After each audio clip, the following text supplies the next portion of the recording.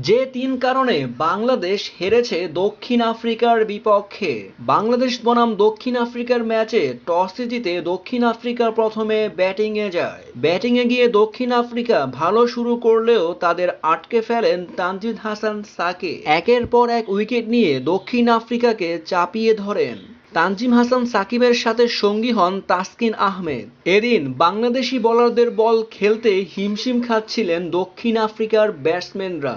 মাত্র ১১৩ রানেই দক্ষিণ আফ্রিকাকে আটকিয়ে ফেলেন বাংলাদেশি বোলাররা। ফলে এই লো স্কোরিং রান তাড়া করতে নেমে একের পর এক ভুল করে বসেন বাংলাদেশি ব্যাটসম্যানরা।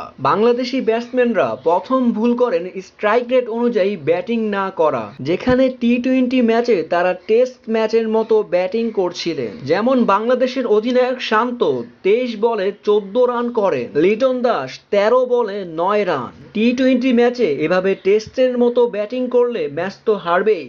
দ্বিতীয় কারণ হলো একের পর এক উইকেট বিলিয়ে দিয়ে আসা। যেখানে এত কম রানের টার্গেটে ব্যাটিং করা বাংলাদেশ একের পর এক উইকেট যেন দক্ষিণ আফ্রিকাকে দিয়ে আসছেন। তৃতীয় কারণ হলো ফিনিশারের দায়িত্ব না নেওয়া। যেখানে বাংলাদেশ 5 উইকেটে ম্যাচ জিততে পারতেন, সেখানে কিভাবে হেরে গেল বাংলাদেশ।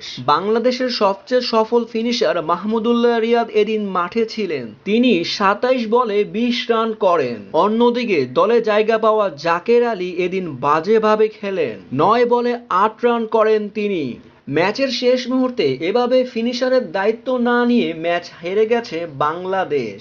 এত সহজ ম্যাচকে কঠিন করে দিয়ে বাংলাদেশ হেরে গেছে বিশ্বকাপে আবারও দক্ষিণ আফ্রিকার বিপক্ষে।